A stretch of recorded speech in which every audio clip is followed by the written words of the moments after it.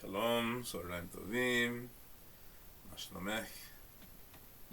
I'm going to do a timeline analysis. I even bought a large 24-inch by 32-inch paper. I don't want to buy a stand for it, so I have to figure out a way to set it up. Plus, this camera settings are 1080 pixels, and I think I'm going to have to lower the pixel quality to reduce the file size out of consideration for the sites that I'll be uploading the video to. And bandwidth considerations, etc. I wish this thing, maybe it does have an index, so I'm just looking at the wrong side, but little known to me until now, I've been saying the correct morning prayer, but I also want to say the afternoon and evening prayer for, Avram, Yaakov, and Tzachak. I believe Avram is the morning, and then Tzachak is the afternoon, and Yaakov is the evening. The Mincha and the Mariv. Right? I already have been saying the Zacharis. Anyway, I'll figure it out later. So this is a prelude to the timeline analysis. I've done a timeline analysis before, but this is going to be more in-depth, and specifically this will be doing a timeline analysis to where before I was born, events leading to my birth, decades leading to my birth. And there's no way, because my timeline analysis is largely based on recovered memories and any sort of, external verification that I can find, like filing a personal representative request order and gaining access to my deceased grandmother's medical records to validate that she was in the mental hospital in 1969 and 1972 for paranoid schizophrenia. And I was born in 1982, so obviously I'm not going to remember things that happened before I was born.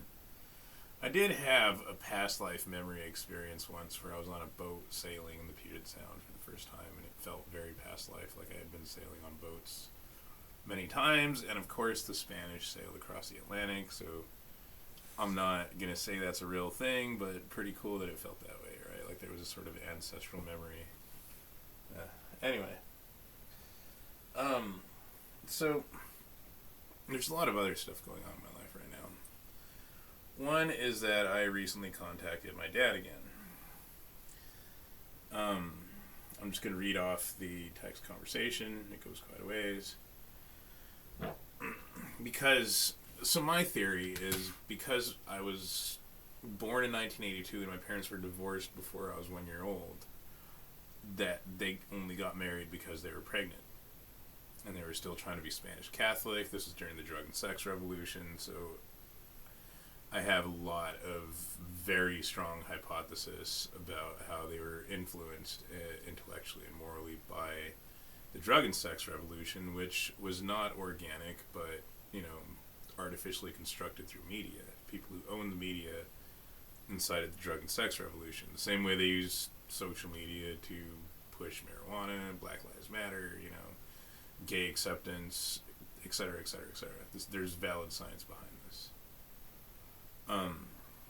But I had to track my dad down, so I ended up calling his ex-wife, and she told me she had pancreatic cancer, and I said, well, I don't feel so bad. I'm not so sympathetic because, he cheated on my dad. So I started texting and calling him, and, I said, would you mind falsifying one of my analytical assertions, that you got my mom pregnant before marrying her? My assertion is my conception occurred pre-wedding, not post-wedding. I just want verification that my analysis is correct. And my dad tried to tell me it was wrong, but my dad lies a lot, so I'm always taking his words with a grain of salt. He said, your mother made a strong effort to get pregnant when she realized I felt I had made a mistake marrying her. So this is something my dad does a lot. I attribute this to his cowardice. He blames everything on everybody else. It's all the woman's fault. It's all my fault. Everything is everyone else's fault. It's never his fault. His circumstances are everyone else's fault. He never just be a man and, take responsibility for his own son, his own circumstances, etc. And then he said, don't carry others people's burdens. Make your life your own and about you. And that was odd to me, because this isn't carrying someone else's burden. What? That has nothing to do with what I'm asking. And so I said, the reason I drew such a conclusion was that such a short-lived marriage implies a short courtship. You married her before getting to know her. It's the whole point of Catholic laws and rules about courtship and marriage is you're supposed to know someone for years before you have sex and marry them. Not in that order, of course, marriage and then sex and reproduction. That way it prevents divorce, right? So I asked him, was the courtship months or years? 4 months. This is how I know my dad's full of it. You married a girl after only 4 months, and he says, foolish me. And then it just goes on where I try to drag the truth out of him, and he blames everything on my mom, and he says, my marrying your mom had more to do with the place I was in when it happened. Yes, he texted me grammatically incorrectly. I had just come back from undergraduate school where I was the only brown person and reviled because I didn't have a middle-class black background. I was hurt and weak. Your mom and her father saw that weakness and decided to exploit it. We got married because she wanted it so stubbornly and I wanted a family. The life I had alone had no value for me. So, my dad is very woke, which I attribute to his cowardice. Right, his liberalism is associated with his lack of manhood. It's connected. He's trying to portray it that it's like a racial oppression thing. He was the only brown person in undergraduate school. So what he's saying is all the brown people in Albuquerque, New Mexico in 1979 to like 1981 were dumb as shit except for him. And he was the only brown person who was as smart as the whites. And the whites hated him because he was trying to improve his life.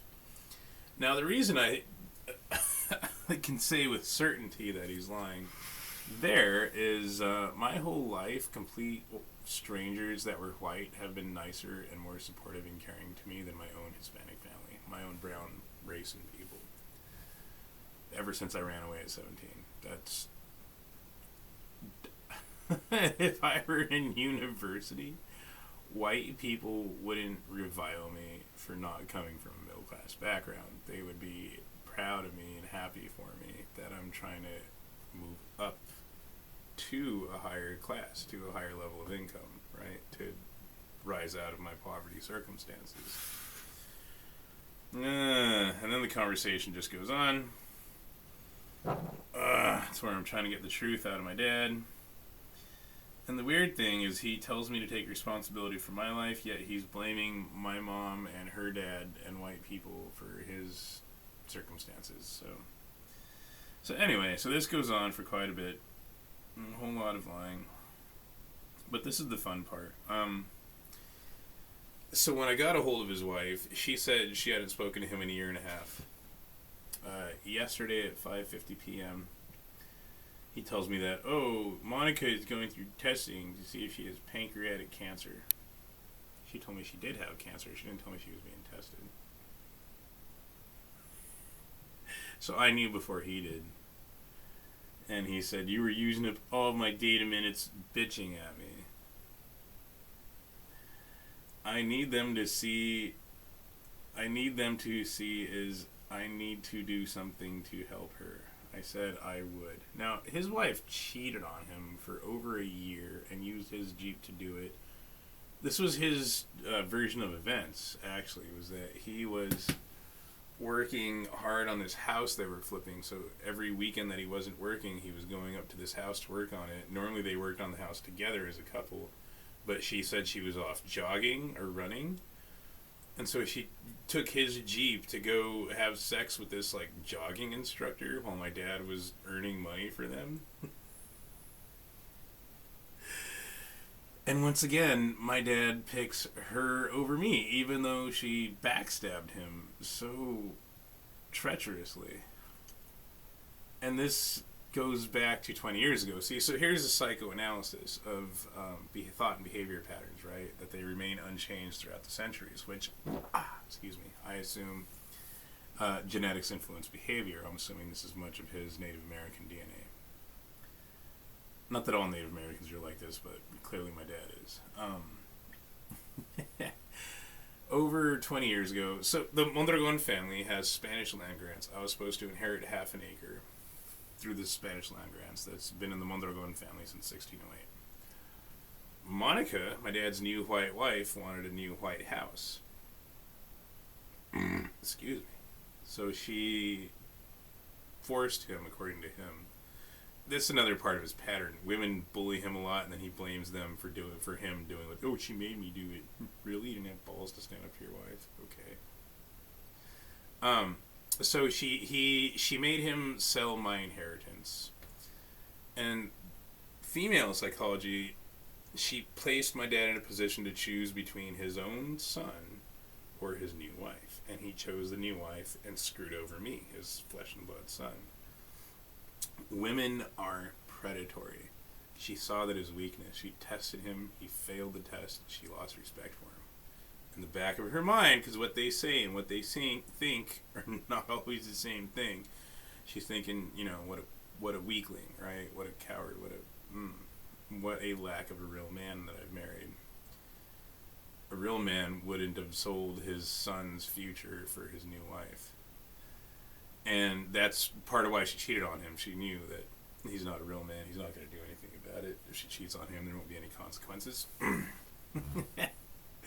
Which, sure enough, there wasn't. Like, now he's simping for her. He's doing everything to help her, even though she cheated on him for over a year. And, again, right, the cycle repeats itself, picking her over me, his own son.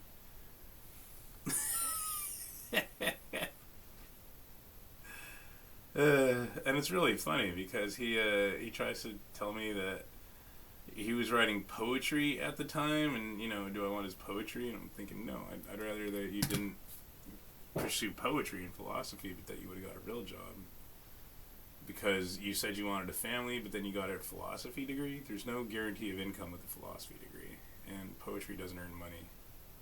He's made $12 total off his poetry in his life, so. Eesh.